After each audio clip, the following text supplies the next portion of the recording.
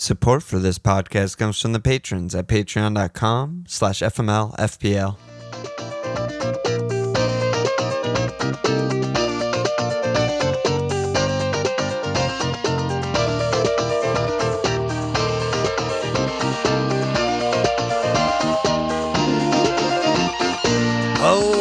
Okay, welcome to FMLFPL Milan. This Walsh.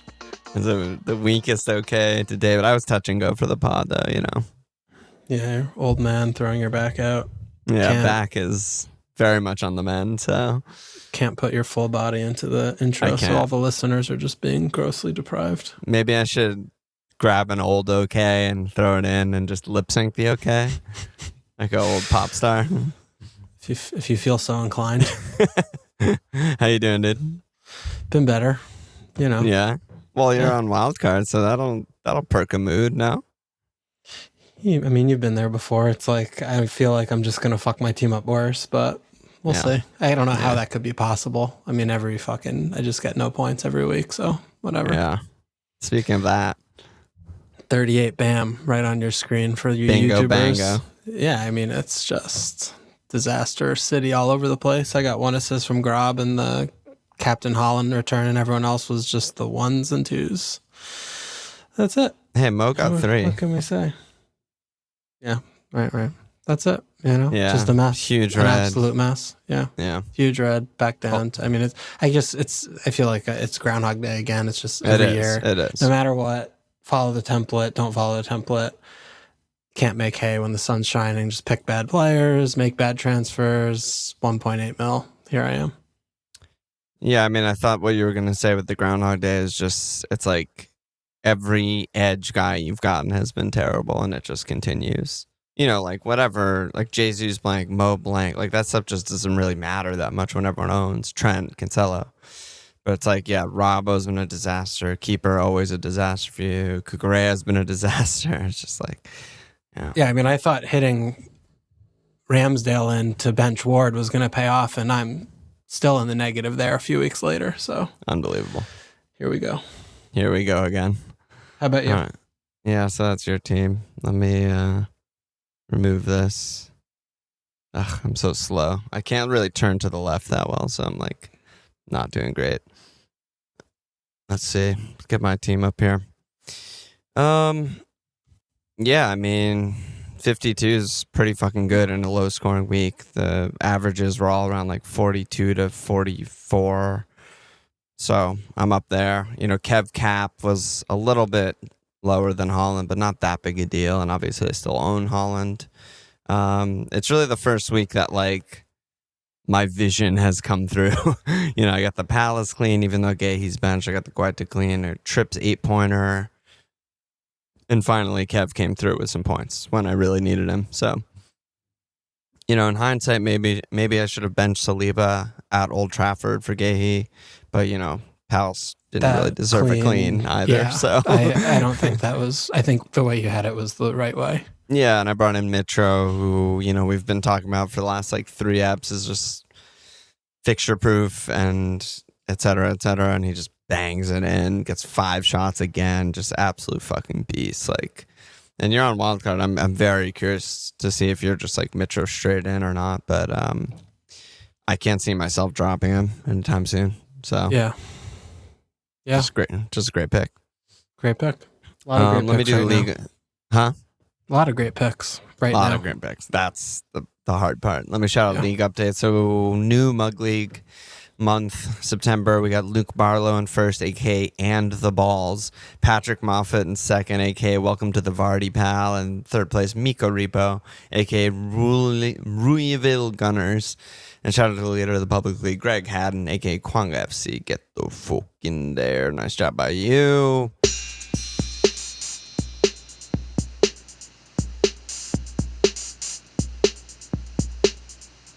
Where should we begin, dude? It's your wild card. It's your pod. It's your party. You can cry if you want to. Yeah. I mean, I have like a lot of individual players I just want to hear your thoughts and opinions on. Okay. You know, obviously I can only pick, 15 players, but I've spent some time like working on the combinations of kind of like what I can afford and who I like. But, basically just other than Haaland and Martinelli and De Bruyne, I mean, I don't really have any attack settled at all. I'm really chopping and changing. And Pereira, I'm going to keep. Very surprised to not hear Jesus' name in that. Yeah, well, let's start with Jesus then. I think, I'm just looking at his fixtures and watching them play well at stretches, but yeah, pretty even-ish game, I think. I think they kind of took turns. Arsenal probably better on balance on the eye, but, they didn't create a ton. Yeah. They have home Everton next, which is obviously a nice fixture. However, I think we do need to kind of update how we view that fixture with the incomings that Everton got, right? I mean, they're not going to be playing Tavies in midfield anymore and shit like that. At Brentham, home Spurs, home Liverpool, at Leeds, home City. I don't know. Yeah. That's what because, and then they have a few good games until 16, but I'm just kind of trying to look at this more in those little mini stretches. And he's obviously a good pick. He's active and looks good every game. But at the same time, it's not like he's just playing center forward, getting all these chances, and the attack is funneling through him. He's very assisty. He's very second assisty kind of guy, and obviously good value for his price. But I'm just not that interested in the value for the price, and I'm kind of just looking at these fixtures upcoming and thinking, it could be a time to swerve him. I mean, chances are I have him on my team, but he's definitely not locked in. Right. Going through those kind of things, what's jumping out to you? Yeah, How do you feel? I think one of the most important things that you said there was that you're not that interested in the value, and I think that is that's a key point, because I think if you ask me without that sort of context, if you just DM me and we're like, what do you think of Jesus? I'd be like 1,000,000% in your team. Absolutely psycho to get rid of. He's just an amazing pick on a top 4 team, and he's cheap. But once you start playing on Wildcard, as I did 2 weeks ago, and as a lot of people are doing this week, I think that people are ending up with a ton of extra money, and they're being like, well, I don't really need value. I just need the guy who's going to get the most points. I don't need to save 3 million on Kane or something like that. I can just get Kane. And right. I think that's where it becomes interesting. I mean, from an individual player, I still think absolute joke of a pick, joke of a price, great pick, just going to keep ticking as he's done. I think he just has everything. He has the eye test. He's incredible underlying numbers, good team, playing well, all of the above. But I get where you're coming from. So we should probably just talk about all the forwards right now, basically. Yeah, is what I'm getting at. Yeah. Yeah, I would like to just go through sort of the forward picks and just kind of look at, who, and it's not I'm not going to have Jesus for the rest of the season. Of course. Yeah. Of course, the next 2 fixtures are good. And, somewhere where this might end up is I hold him and then I look at, maybe game week 9 is when I look to get in someone different there. Because not having Jesus when they play Spurs, Liverpool, Leeds, Man City, you're not leaving points on the table. That's the kind of place that I would like to bet against the field on people that are just I have value tied up in him or blah, blah, blah, and they're just going to hold him. So, going over to Kane, I think Kane, initially I was I'm just going to wave the flag. Kane's in. Enough. I can't take it anymore. He keeps getting these tap-ins at the goal line, whether it's from his head or his foot or his dick or his ass, and he's just ticking points along. But then I look at the fixtures, and this is what I was gonna say. Yeah, go ahead. No, that I was just gonna bring that up because I think one thing that we kind of the FPL community at large came to the conclusion of is wow, it's so straightforward to pick your game week 1 team. All of the good teams have amazing fixtures. They're basically all good picks. This is a thing that we kept saying for every pod. Right. Well, the alternative to that is that once those good fixtures end, they all have bad fixtures because they play each other. Arsenal, City, Spurs, Liverpool, Chelsea, Man United, all have terrible fixtures next 6. There's no exceptions to that rule. So it becomes a game of who's gonna play well against the good teams, and like, is it worth going to the other bad teams, which is like a really interesting thing. But Sonat's question was Mo out, Kane in. Santi said a lot of Mo to Kev talk. Are we forgetting about Kane? Cheaper than both, looking like he might tick all season. I mean, it's like you said. I mean, his numbers are way up. He's getting humongous chances. Spurs are still a top 4 team. They're a good team. He's still on pens. He's still Kane. Like, he looks fit. Yada, yada, yada. So, I mean, another guy where I'm like, great pick. I don't know what else to say. Well, looking back to the fixtures, it's at City, home Leicester, at Arsenal, at Brighton. Oh, man, almost got you. Home Everton, at Old Trafford. He looks fitter than he has in years. Like, he's actually in the box. Like, he's actually running. Which he's arriving. Which is very abnormal from what, we're used to seeing. Whether or not it's going to keep up until it stops happening. So, that doesn't make any sense. It's just that's what he's doing so far. When they have these tougher games, I know I'm fucking perverted with Son, but I still feel like these are the games where they're even deeper blocks, right? And they're going to be hitting even more on the counter where, I look at these fixtures and I'm like, I want Son. I mean, still, I agree. Like over Kane. But then the second thing is, well, do I want either of them? Because they are tough fixtures. Are they going to really be creating and scoring a bunch of goals in these fixtures? Like how comfortable or confident am I in Spurs doing that when, they've looked very bad for very long stretches of many games. Like fine at best. Like they're just getting through. By. Yeah. Like their point total, I think, is somewhat flattering for their performances to date this season. And now they have Champions League coming up. Their squad can handle Champions League. They're going to be okay, I think. They're going to be okay there. Where are you, though, in terms of just looking at, Son and Kane and looking at them in the near term for the next, 5-6 game weeks? Like, is this a bet you want? Do you want a piece of this? Or is it sort of, you're just kind of like, I don't know. Well, yeah, between the two of them, I do agree. Son's still further forward in every game, basically. Every game that I've seen, or highlights, or heat maps, or whatever you want to look at, Son's the further forward. And I agree with your evaluation where, like, the games where they sit even deeper, aka the games where they hit even faster, it's Son, it's not Kane. Like, it always has been. I think it always will be. Like, to score against City, it's not like Kane play a ball and then another ball and then Kane arrives far post, and so it's like one ball and then that guy hopefully beats a guy or two and then beats Ederson. That's how it works usually. If I were between the two, I'd say I think I agree. In the hard fixtures, it's probably Son. But again, when we're comparing like Liverpool, Spurs, City, Arsenal, Man United, Chelsea, I'm not very sold that Spurs are the way to go. Like, not really at all. So that's where the I am. So let's transition from there.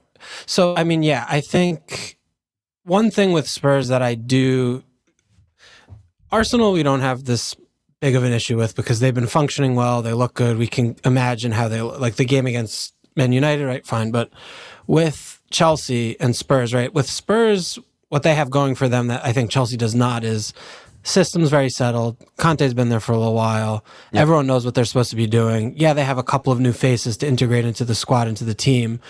They've just kind of been a little bit flat, but they have looked good doing this historically, like over the last 12 months. Even Chelsea, longer, even if you just count like the Mourinho year, they were doing good at that. Yeah. Chelsea are a fucking fucked up mess of fucks who all just got there. And it's a catastrophe to me. They have Obbs, who hasn't played a minute, coming in. They don't score goals. He's about to bomb Kai out. Can Obbs and Raz play together in a 3 at the back system? Fucking who knows? I don't know if Obbs has ever played 3 at the back system in his fucking life. But I'm still looking at Raz and I'm just like, I want him. Yeah. Is that stupid? Because they actually have good fixtures, unlike these other teams too. Them compared fixtures wise to Arsenal, City, Spurs, Liverpool, no comparison. It's way better. At way, Fulham, home way, Liverpool, way better. at Palace, home Wolves, at Villa, at Brentford, home Man United, at Brett. Yeah. So It's just other way, than Liverpool, way, way there's better. no top 4 team until game week 13 against United, and they're top 6, whatever. Yeah. So with this one, I like that. But do you want to bet on the fucked up mess with Raz, who's looks good, looks fine, in good fixtures, like breeding form, or do you want to bet on like the system, the team, the partnerships, the relationships, right, with bad fixtures to just kind of like do it? Like that's something I've been struggling with. That is a really hard call. I mean, I think I bet on the fixtures more than. I feel like the individuals are at similar levels. Not just like what I think of Raz, but even just like how they've played this year, their underlyings this year, it's close at least, right? It's not like a blowout. If it were a blowout one way or the other, I'd be on the guy with the better numbers. But it's close enough that I'm like, I'd rather the fixtures. Like who's going to score 3+? Is it Chelsea at Fulham or home Wolves or at Palace or at Villa? Yeah, I mean, it's just a lot more likely than Spurs doing it against any of their opponents, I think. Right. Except home Leicester in game week 8. So. Yeah, with a new manager, though, who knows? They could have the bounce going. Yeah. Leicester. Did they sack yet? It's coming. Has to come. Has to come soon. The fucking sack derby of Rodgers and Gerrard. Huge game. Well, I think Stevie bought himself a much longer leash after that 1-1. They were pretty good this weekend. Yeah, they did. They did okay. But I don't want to get away from the forwards before we just go full on. Sorry. No, you're good. It's just because we got questions about. Gunning. It's going to be that kind of pod, but we got questions from Alan Zarina about how do we utilize the 2 non-Holland forward spots: Jesus, Toney, Mitro, Darwin, Kane. Slim Charles asking about Isak. And Simple Mug asking about dropping Jesus, and then obviously the same question is like, who do you drop to? But so are you shopping at all in this sort of like mid price forward range? Yeah, I mean, it's again like, other than Holland, the other 2 spots I could be on anyone. I'm also not completely throwing Bamford out. Because he also has fixtures. Yeah, he has fixtures in his favor. I mean, Mitrovic is obvious because he scores a goal every game and his underlying stats are just ridiculous, and they have good fixtures. So he has one bad fixture in the next 8. Yeah, or like one top 6 fixture, which is this game week, which is home Chelsea. Who can't keep cleans. Yeah, who knows how bad that even is. I think he's like too obvious. They, you could look at like, home Newcastle could be a tough game. At West Ham could be a tough game. They have a couple of tough games, but Mitro does feel like a pretty strong option. I mean, it's not like I'm going to get like Toney over him or something like that. I mean, the other thing too with Jesus and like looking at these picks, like if I do not end up spending a ton of money on like Kane or something, is, the thing that Bamford I guess Bamford's kind of, but let's just say Toney because he has points and people think he's a good player for FPL. The thing that Toney and Mitrovic have going for them, I mean, is just never get subbed, play 90. Yeah. They play 1 game a week. They have nothing going on when, I'm going to still have like Haaland and De Bruyne and all these like expensive players who are getting rotated and play games on Tuesday, Wednesday, Thursday. That is attractive to me a little bit, looking at those other 2, Jesus falls in this category. They play Thursday, even though I'm sure he won't play in those games really. But, that is sort of attractive to just be able to have two of the forward picks in this category. I think on pens, 90, that kind of thing, which Bamford, I guess, doesn't really fall into, but. What I'm hearing is like a lot of the stuff that we were saying pre-game week 1, and I think that we should go back and like follow some of that stuff where we're like fucking nailed 90 every game, pen 6-8 forward is just always fucking value.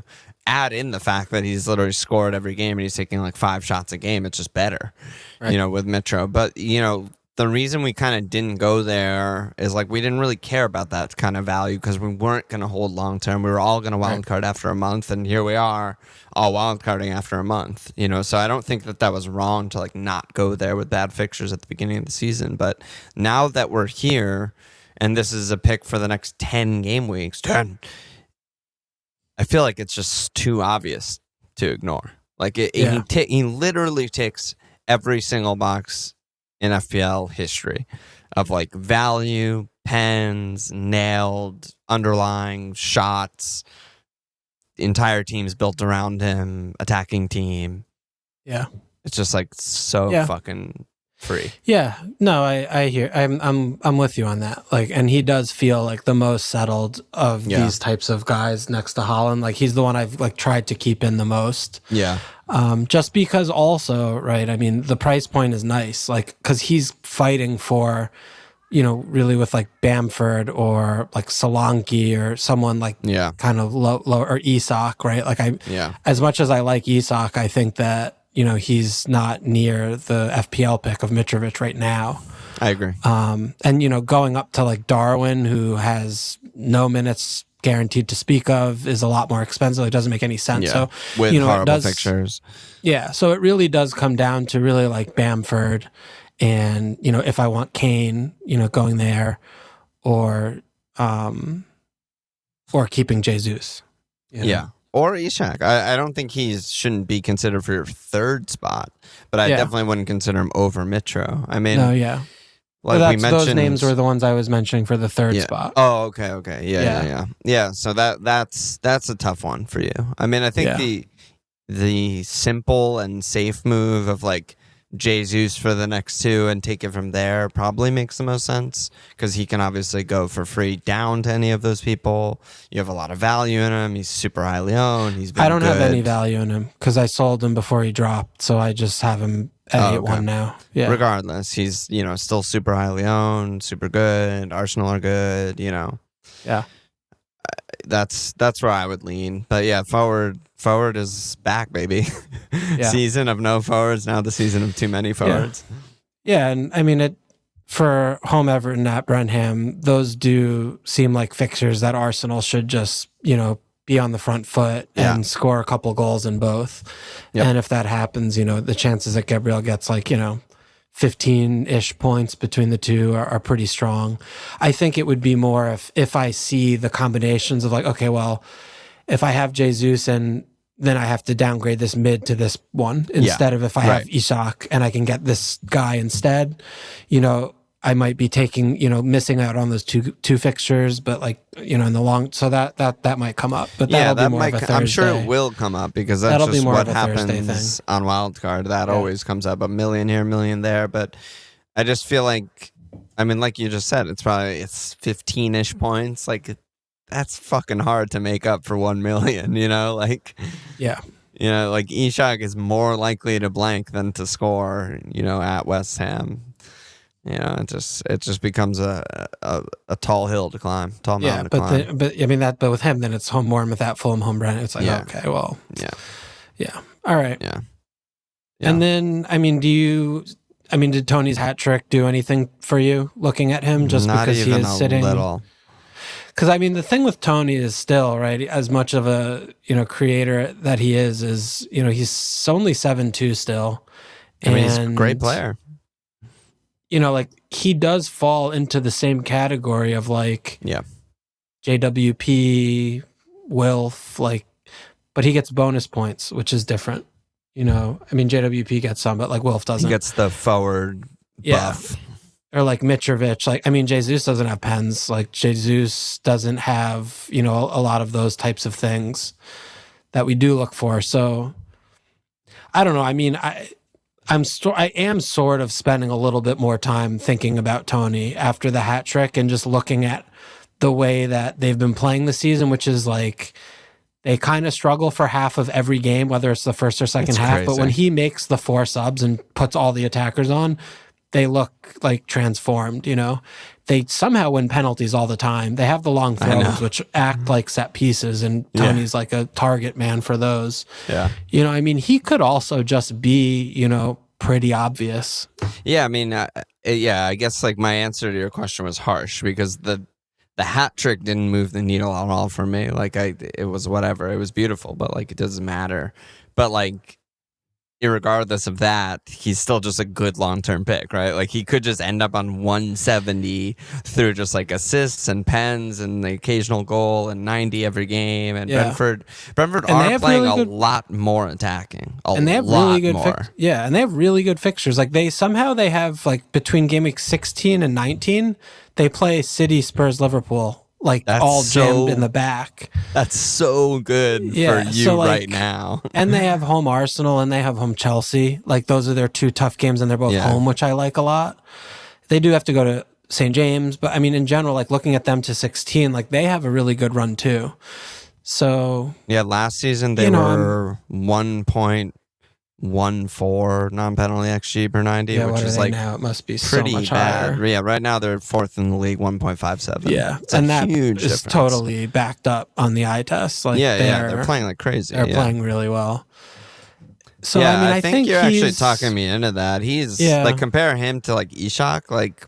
It's not Tony's close, just such a short thing. Yeah. It's just ridiculous. He's been here. He knows what's up. Pen, dude. A pen is just 7. They won a pen at 7 points for Toney. Yeah, he's so automatic. Also, first 2 free kicks he's ever taken in the Premier League. They were the best things ever. Oh my god! I mean, where has that been hiding? Where is that? Yeah. So like I mean, that's another thing, right? Like looking at him, like with Jesus and shit, is like that. Like, because what we're going to sit here, we'll go back to the mids and get to the mid-price mids. It's like, JWP, Wilf, like Grob, like, these steady picks who have the set pieces, Grob doesn't pens the other ones. Like, Toney's the same thing, It's so not fucking better, hard to separate these picks out. I mean, it's something that I was dealing with 2 weeks ago on my wild card, and it's still just like JDB, Wilf, Toney. I think Mitro's in a separate category, but all these kind of guys that you just hold for the next 10 game weeks until the World Cup, and they're good.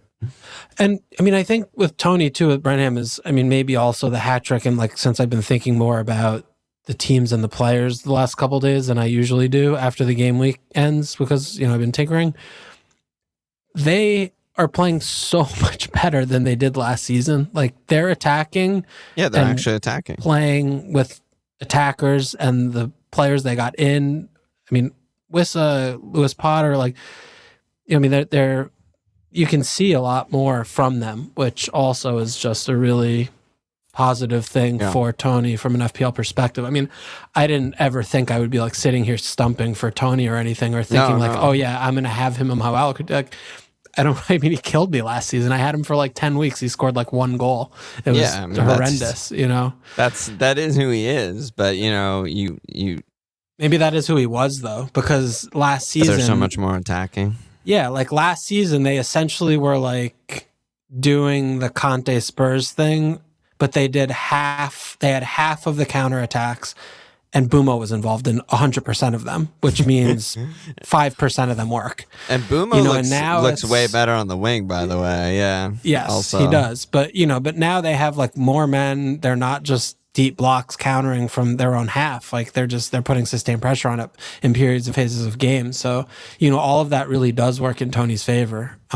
Yeah, I mean, I feel like where the argument against Toney would start is like, if we're comparing Toney and JWP, because they're similar price, like similar, long-term tick kind of guys or whatever you want to call them, is like, yeah, there's just so many forwards that I feel like, and I don't feel like there's that many mids in the same price range that do the things that JWP do.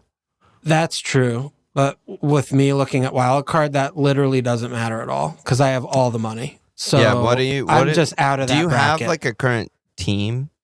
Yeah, I mean, I have a current team right now on my screen. I just pulled up, like I had prepped for our talking. I should have asked you for a screenshot so I could have thrown it up, but whatever, hit me. But like I'm just vacating. Other than Martinelli, like I just don't want to be in that bracket. Yeah, but that's fair. The one thing is Grob.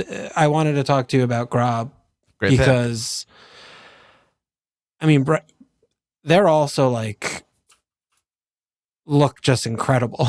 Brighton just look absolutely incredible. They're playing the best that they ever have in the Premier League, and Grob is he was actually insane, unbelievable against Leicester. He's so he good, was dude. everywhere. Like he He's was just all so over the pitch, taking set pieces from.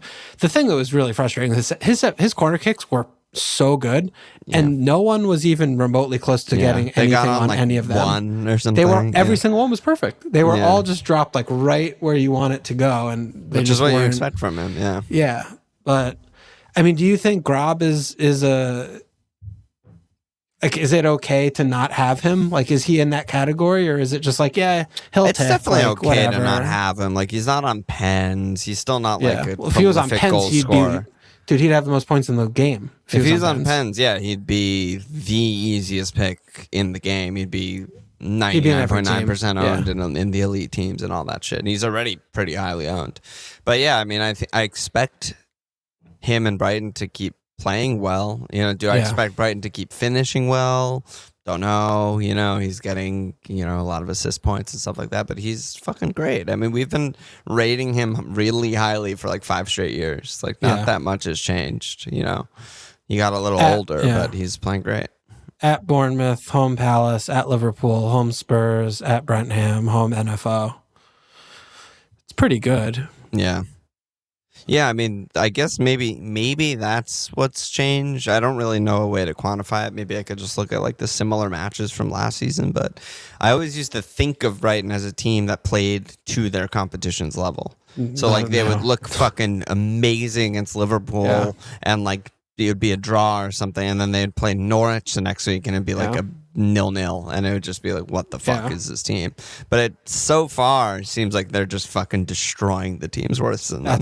They destroyed Leicester, they destroyed Leeds, they fucking destroyed Newcastle, like all Fulham these things. Game was the one game where Welbs didn't play, and they didn't look as good. But I mean, that's the thing that is different this season, right? Is they're dictating terms. Like they're doing what they want every game.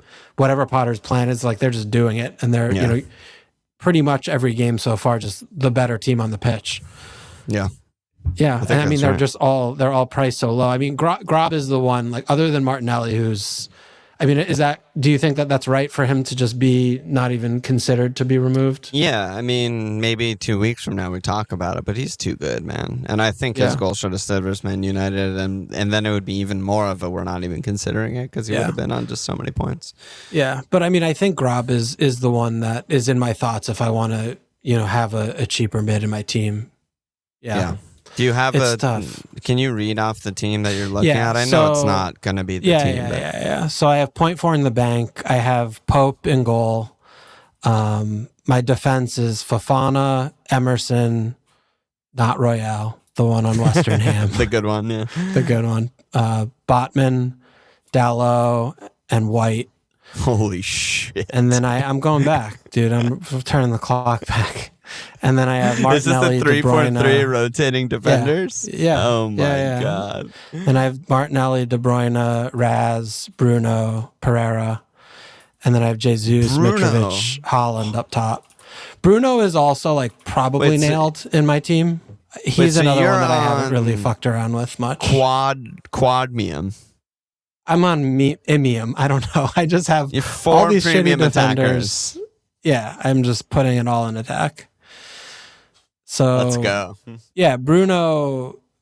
Yeah, we haven't talked. I mean, let's talk about Bruno menu. Yeah, Bruno just looks like back to peak when he was scoring 250 a year, and the Ten Hogs clearly made the right call by dropping the rapist, and it's his team. It's Bruno's team, and he's running it. And Eriksen playing in that deeper lying role, freeing Bruno up for not having to play DM and pick the ball up from the center backs, which he used to have to do. 2 years, so where much. It's just like no one can get the ball to Bruno. Why is he there? Like, God. And I mean, and that.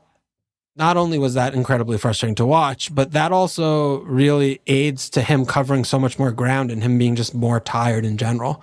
And he just doesn't have to worry about that. He just has to play literally in like half of the field now, sort of. I mean, obviously he comes back and helps out when they lose possession, things like that. But, I find Bruno just looking irresistible, and he's like enjoying himself and doing all of his like rolling on the ground and complaining to the ref. Wearing the armband is just it's like he was born out of the womb with an armband on. It fits him to a T. And, you know, and I'm also looking at, right, he's going to have Pens for at least 70 minutes. You know, it seems like Ron is a sub every game, unfortunately. But, you know, looking at Anthony coming in, they're going to start winning some Pens. I mean, they haven't won one yet, right? I feel like there's been very few Pens. Yeah, generally, yeah. Except for like, you know, Brighton, Fulham, or a couple Brighton. Teams have won a couple. But, I mean, you know, the team has, you know, kind of been stuttering and stumbling a little bit, you know, over the last few games, kind of winning ugly. But I just imagine them with, you know, the window shut. He knows who's there. You know, he's going to get Casemiro, you know, up to speed soon. I just feel like they're going to continue to improve. And, you know, I'm just kind of buying in on Ten Hag's, on what he's doing so far. Like, I like the personnel changes he's been making. I mean, not playing Maguire anymore. I love that. Having Varane fit, I think, is such a big deal, just not only through the spine, but how it kind of enables them to just play out from the back and just be more settled and assured, you know, not having to cover for mistakes that, you know, the defensive midfielders would have to do, you know, with Slab on the pitch. So I just think in general, like they just look really good, and, you know, they're starting to get the ideas, and I'm starting to see these little glimmers, you know. And Sancho's been really bad this season so far. You know, he could start improving a little bit more, I'm sure, as he gets more settled in his role. I don't think he's even been that bad. I think that's kind of harsh. Yeah. I think he's been just missing in general. Like watching them play, I just feel like he has been so uninfluential and just such a passenger to pretty much all the games I've caught them on. And, you know, that might just be a big recency bias from the Arsenal game, which he got subbed and I literally did not know he was playing. Yeah. I didn't know he was in the game the whole time. But, you know, I mean, he can't make it past an hour. He's got a couple goals to his name, but, you know, he's still got to improve. But, you know, again, right, Rashford's playing well. Eriksen's making such a big difference, and I feel like when they do get Casemiro in, and, you know, McSauce is his good spell's gonna snap, right? Once they get that little possession kind of situation figured out, I think in how to advance the ball when they win the ball back from defense a little bit better with Eriksen, and they have a little bit more possession, that they might have some more sustained possession and pressures in the opposing third, where Bruno's basically just playing a free role, right? I mean, he is. Yeah, he's just a free role, and he comes in to create, and he drops in as like a second striker in the box when he wants to. And everything I'm seeing from him is just the exact same thing that I was seeing from him 2 years ago. And I think it's kind of like a good time to just buy him now. And I think he's going to just slowly make his way into a lot more teams as Man United continue to improve. So, you know, I really like him. He's 9-8, you know. Yeah, we mentioned that like most of the big six have bad fixtures, but like if you reduce it to like 5 game weeks and not 6 or 7, then, you know, Man United only have at City as far as the top 6 matchups. And I could easily bench him that week. Like, I don't mind playing a 4-5 defender over Bruno in that fixture, honestly. Right. But they've been playing better in the harder fixtures where they're countering, because I think it's just harder to be the dominant team, right? It's harder to have 70% of the ball and break down a low block. Right. It's easier to just like kick it long and counter. So I think that, like, you know, we'll see at Palace, home Leeds, at Everton, home Newcastle, the other 4 in there. It's like, yeah, I mean, they could get going. I agree with you on Bruno. And Aurelio was asking, what are your thoughts on Rashford? Minutes seem secure, but will he be a good pick when Martial comes back? And yeah, I mean, Wardell, Barrack, John, all asking about United and stuff. I agree with pretty much everything you're saying. It's really like, I might have a fireside chat, not this week, but next week with some Man United talk. But it's like, yeah, I mean, I've said it so many times, I feel like, over the years, where a lot of times a manager comes in and just does the most obvious thing, and that just like goes such a long way. You know, like coming in, put the best player in their best position, and a lot of things just work themselves out. You know, he drops Juan, drops Shaw, drops Slab. It's like drops Ronaldo. It's like, okay, these are all obvious. Everyone who watches Man United knows that these are their 4 worst players. I mean, he doesn't have a backup goalie to drop to Gea, or he'd probably be dropped too. You know, puts in some young guys. He's like Bruno's our best player. Why the fuck is he doing the job that, you know, a number 6 should do? Just get him up there, let him just do stuff, because that's what he's good at. causing chaos and just doing stuff. Yeah, it's just looking good. Yeah. They're looking good. Yeah. We'll see. I'm really interested to see like if they can beat the hell out of a bad team, or not a bad team, but a team worse than them, and whatever that means, because they haven't done that yet. But like, home leads or something, like go score 4. That's the thing is, we had home Arsenal at Leicester at St. Mary's. Like they haven't had a home banker yet. Yeah, I mean. They just haven't. They ran into a truck against Brighton game week 1, home Liverpool, and then they just had home Arsenal. Those are their 3 home fixtures so far this season. Yeah, that's again, right. We aren't buying yesterday's points. And their schedule is very unusual. I mean, they a lot of their home bankers are really like towards the end of the second half of the season, but they do have home Leeds coming up. Home Newcastle's like and then home Tottenham. I mean, those are their next 3 home games, and those aren't like great. But just not saying, but just speaking your point, like yes, it would be nice to see them just play at home against a bad team and destroy them. They don't have that game though until game week 17, home NFO. Well, home Leeds, I think. Leeds are still like Leeds are tough though because they come at you a fucking 500 miles. Like it's not NFO, but no, it's they still should just kill like, them. They should kill them. They should score 5. They should kill them. It's they're for the taking. All you need to do is complete some passes, put Cock or Llorente under pressure, and you're just in. Yeah, no, they should absolutely kill them. We did kind of gloss over Rashford. I mean, he did just bang in. I mean. What do you see? He just got Rashford? Like an 18-pointer or something like that. I mean, it's kind of funny. The thing that I thought back to after that match was like, a week before the season started, how many people were on Rashford? Yeah, a lot of people. Everyone, 30% of the Discord and like the competitive managers in the game, like slowly as we wanted more money, I think mostly in the back, that was sort of like where the meta shifted. It went from like Rashford down to Neto, maybe even down to Bailey, and that's kind of like that was the spot that people felt okay getting rid of. Ultimately, you got 2, 1, 10, 3, 6. It's not like you miss like that much, then he puts up the huge 18-pointer. But, again, it's a similar talk. It's like in the fixtures where they're supposed to win, in a lead fixture where they're supposed to score 3+ easily. If he's still playing up top in all those, he's 6'7".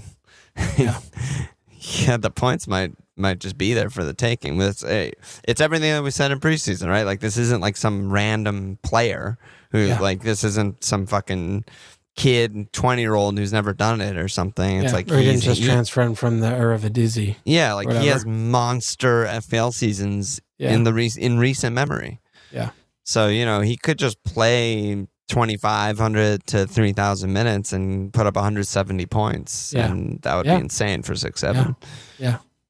Yeah. I'm still just worried about those games where hitting it long and countering won't be the route. Yeah, and that's what he's good at. Yeah, he's not good when they have sustained pressure in the final He's third. a nightmare. He doesn't know what the fuck to do. He's actively bad when that's happening. Yes. And we'll just have to see how they adjust to that, because if they do turn into like that more possession-based team, he's not in the 11. Yeah. He's just not. He's not. It's Eriksen, Casemiro, Sancho, Bruno, Martial, like he's just not in the team. So, and that could be, not till March, but. Yeah, could be not till next season. Could be not till next season, right. But yeah, that is my worry. Yeah, but right now, 6'5", playing out of position, he's a good pick. He's definitely a good pick, but he's definitely not going to make my cut because I really want Bruno. Yeah. I like that you're going for Bruno. Yeah. So obviously you're Mo out here. We got some Mo out questions. Yeah. Noel said, if getting rid of Mo, would you still leave an easy route back to get him in, or do you think it's fine to just spread the funds? Brett said, I panicked and activated the wild card after a low 40s point week. I have many dilemmas. My biggest one is how many of the 3 Liverpool attacking assets do we need, or do we need any? And Josh B said, post Derby, tilt wildcard popped. Who are the first team? Oh God, I can't read right now. What are the first names in the team sheet? Is it time to drop essential Mo Daddy? So, yeah, I mean, is no chance in your team? No chance. Wow. Yeah. No, there's no chance. I mean, I've seen enough. I mean, we have all seen them play badly for 5 games, and then spank the Cherries at home. Yeah.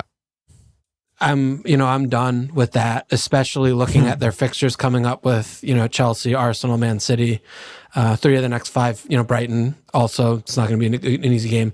It's just the most frustrating thing is home Wolves, right? Sure. Could get fucked here.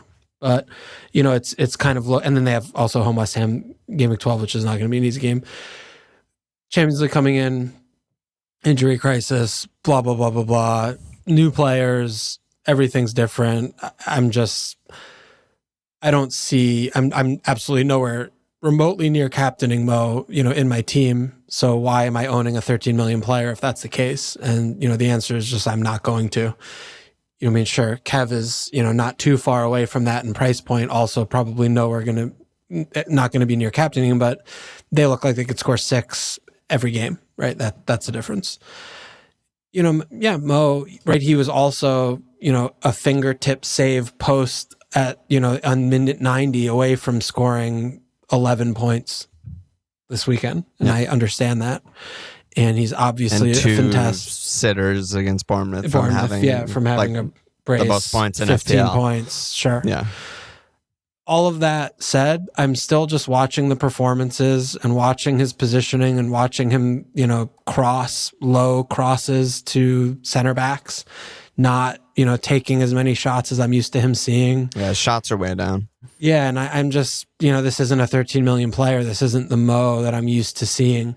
And, it reminds me a lot of the last half of last year, right? Where we were saying this and neither of us got rid. And, really to me, the main reason why that was just because we were scared to, because of his ownership. And, I'm just not going to do that anymore.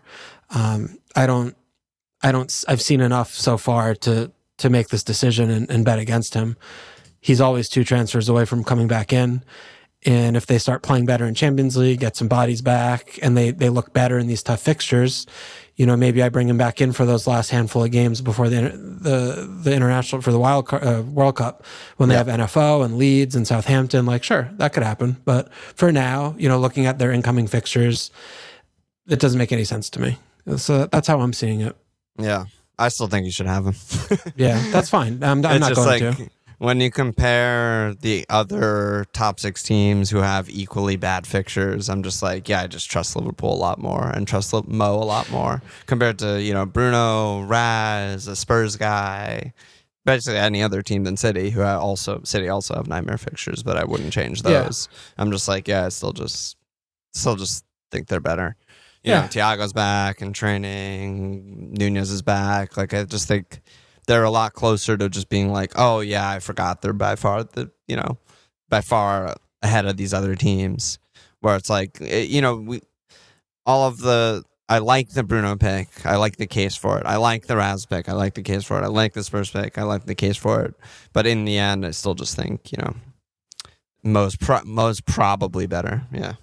Yeah, I mean, the other thing with Mo too is he's 13 million, right? I mean, it's a lot more than Raz those is other 10 guys. million. Bruno is 9.8 million. Yeah. So that's not just, you should just do that instead. It's yeah. Well, I wanted to also, I guess, move over to Darwin, because I was like, initially I was like, he's the kind of pick to have now on Wildcard. Right. But the more I looked at like the fixtures and the pile up and the situation, I was just like, why would I have him? I couldn't even make a case. How do you view him? He's 8'9". Yeah, it's just hard when we've seen so little of him. Yeah. He's barely fucking played, and everyone else has 6 games under their belt. So it feels like everything is a massive grain of salt, and like we don't really know yet, yada, yada, yada. But I mean, the case for him is just like, at his current rate, he will obliterate every forward in the game other than Haaland. That's the case. It's like but his current rate is based off of like an hour. That's the thing. It's like based off like basic 2 starts sub appearance and the Community Shield, and that's basically it. But like, the way he's currently going, if you include Community Shield just because we probably should at this point. It's like, yeah, I mean, it's ridiculous. Everything he's doing is absolutely insane. It's Holland level numbers. Like, not even just saying that because I'm biased. The amount of shots and the amount of XG is just like broken. It's fucked. So I mean, do you think he's going to bully himself and play himself into just like, you can't drop me? I think so. Yeah. Yeah, I do think so. I think Bob is a distant backup. Jota's kind of back. He'll come in, he'll sub on for Diaz as well. They'll mix and match and stuff like that. But yeah, I think, Wolves, we've talked about Chelsea and their defense. Brighton is probably harder than Chelsea or Arsenal on either side of that, the way those teams are defending at the moment. So it's like, yeah, I mean, he could still just, like, he just has hat-trick potential in these games that, obviously, like, most forwards in the game don't have. So that would be the case. But I totally get not going for him. I don't know what I would be doing on Wildcard, but there's just so many, like, safe, steady, nailed, forwards, whereas he is just, like, still so much risk. He could just not start. I mean, and especially with Jota back, like, suddenly all of the forwards are fit, and he has to pick two from Diaz, Firmino, Darwin, Jota, sort of. Yeah. And yes, it should be, Diaz and Darwin or Jota and Darwin, you would imagine. Yeah, I think most games. But he's also, 22, and he just got here. And what's his rate on red card return so far? Also off the charts. So it depends on what rate of things you're looking at. Yes. And, they have Champions League, right? Maybe the group stages are games that are better suited for him than the Premier League games right now. I mean, it's just, there's too many question marks, I think, to... Yeah, no, it's a huge risk. I think that where you should compare is, like, not against, like, a Mitro, a Toney, because it's just not fair. They're just not, like, the same. But you should compare against Raz, compare against Bruno, compare against the Spurs premium, and then alternatively what mid you get instead, right? Because that's, like, really... a combination. Because you're not getting Raz to, like, tick. You're hoping that Raz braces or hat tricks in one of the easy games. Yeah. That's like what so I think that's where he should be compared. But I mean, I could easily get him instead of all of them. Yeah, like I could easily have Holland, Darwin, Mitro, Raz, Kevin, Bruno, Martinelli. Like I can do that right now. I can afford that. How? I thought you only had like 0.4 in the bank. I just change White to Nico. Like, who gives a fuck? It's all the same shit back there. I mean, it's nothing. Or I get a 4-5 goalkeeper instead of Pope or whatever. Yeah, right. But right. So I mean, what about? I mean, that's just a straight Darwin versus Jesus. Like, even that, I'm like, I would probably rather have Jesus though. I mean, I know he's playing. Like, that's a big deal. Right, and that's a huge deal. No, yeah. Or you're like, no, it's worth it. I think it's close. I do think that there's like, we don't pick players for coverage, but I don't think it's insignificant that everyone in the game is still going to be on Mo. And like, you could be getting the underratedly better Liverpool attacking pick, like for fucking 4 million cheaper in Darwin. Like, he could easily outscore Mo. I could absolutely see that. And then, in the next run or whatever like that. And, Jesus, love the pick, love the player. Arsenal look great. He looks great. But, like, he had a quad return home Leicester. Other than that, he is kind of more of a ticker, right? Like, he's going to assist here, a goal there, assist here, whatever. He doesn't really have that explosive 20-pointer out of nowhere. Like, So, I mean, maybe Darwin is worth considering. Darwin is sort of the bet of just like, oh, God. Is he awake again? Yeah, he's just a mess right now. Fucking kid. The kid being awake, disrupting the pod. Come on, Damo. All right. Where was I? No, you were saying maybe he's just the guy you go to. Or something, maybe he's the bet I make instead of getting Toney or some safe guy there. It's just I put Darwin in.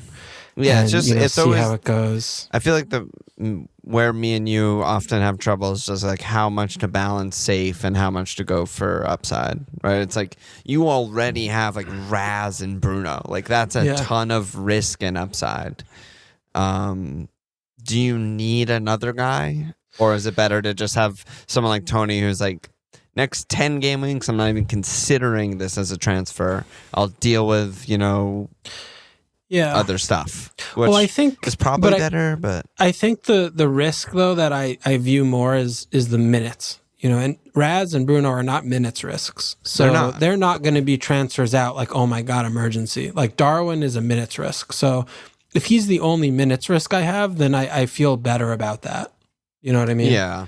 Yeah, I know what you mean. But still, like, Raz could just, like, very easily could imagine a world where Chelsea, like, struggle to score 1 goal in the next 3 and Raz blanks all of them. Yeah, and then you're just like, it's not like you're going to be like, yeah, but he's playing. You're going to be like, this is a fucking nightmare. Yeah. And the same with Man United, right? It's like we just said they've been playing badly in the games where they're supposed to dominate. Like that could just happen, and they get 2 shots against Man City, and it's like, fuck, what the fuck am I doing with Bruno? So what do you think? That's what I mean by risk. Yeah, no, I got you on that. What do you think about Foden? Because I've been like in and around Foden, and I just can't figure it out.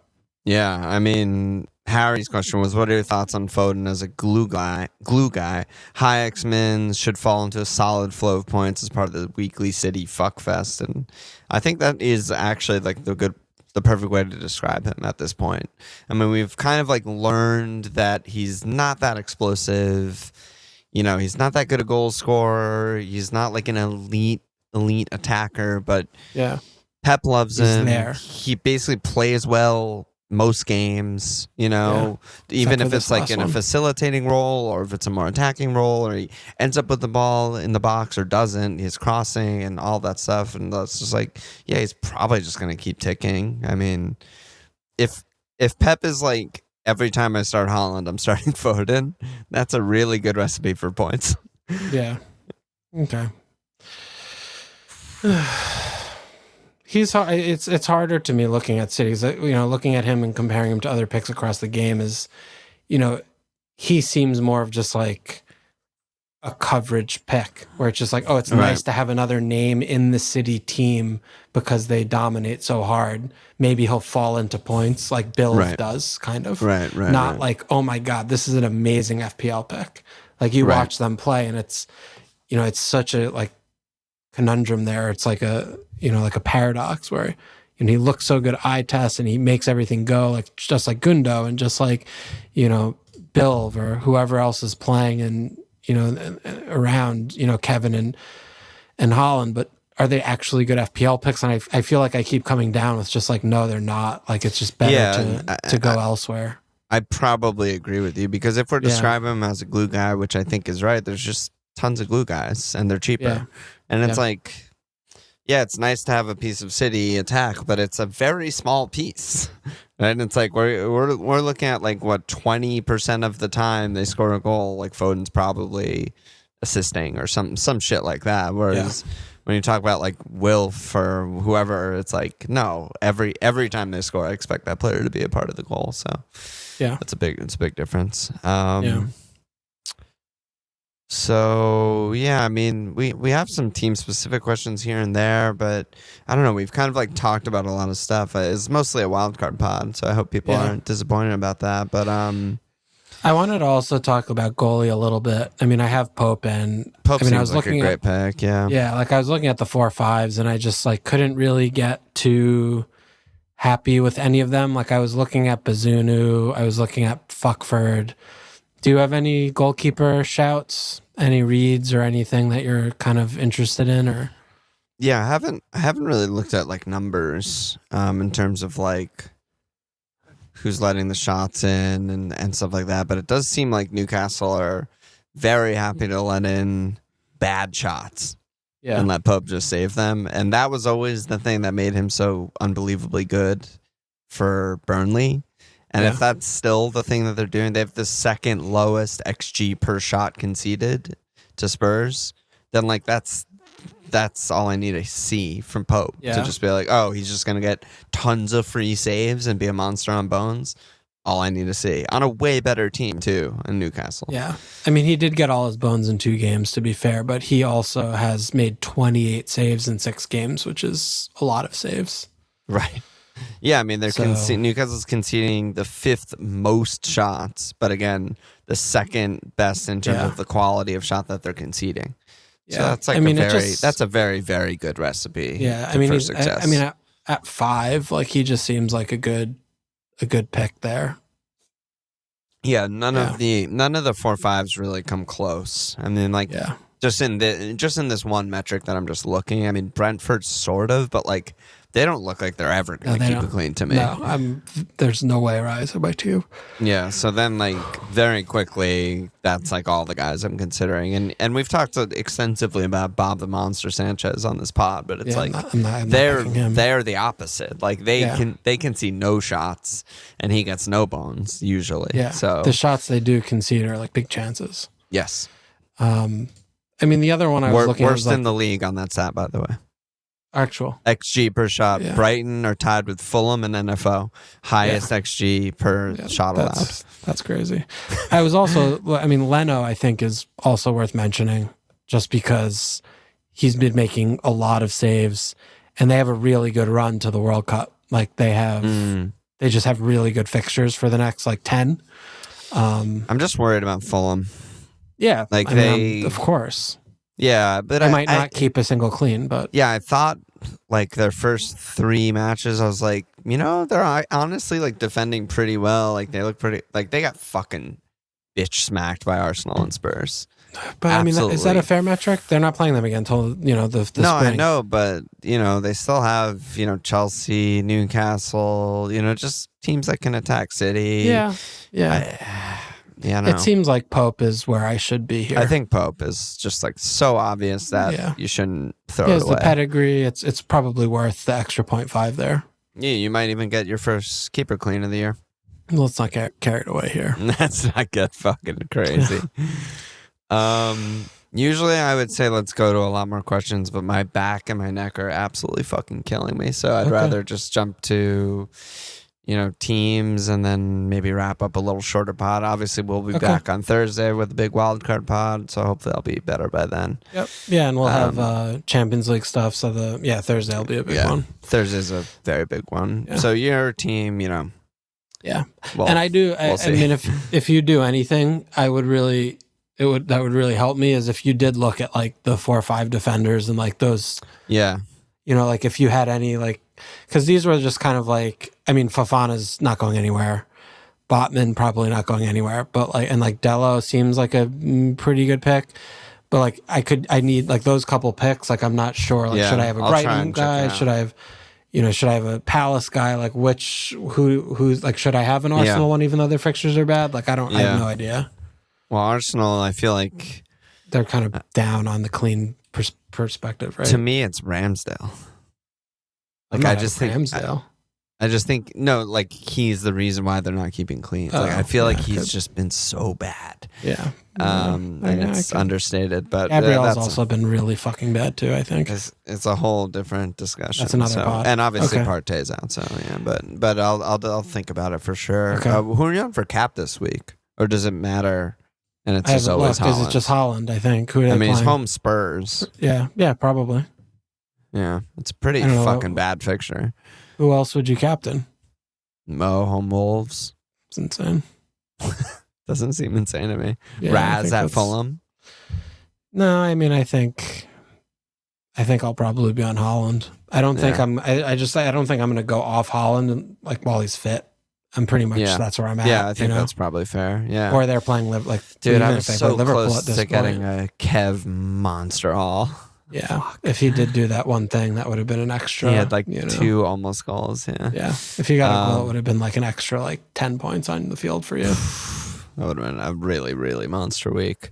But yeah, I have to look at my team. I mean, Walker seems like a problem. Right? He's hurt. Oh, because he didn't travel, right? And then like Gay home and United is like kind of bad, So, but am I really gonna do a defensive transfer? Like probably not. So yeah.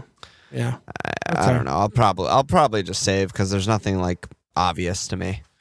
Unless I wanted to like punt on Kev for a better fixture or something like that. Yeah. Well, we need more Walker. We need more Walker information. Yeah. Because if he's actually hurt, like he's not going to be back this weekend, then that's probably not worth holding. Yeah. You just don't know. Yeah. All right. Okay. Let me slap asses. We have 2 new signups, Romfrosk and Felix Stark Johan.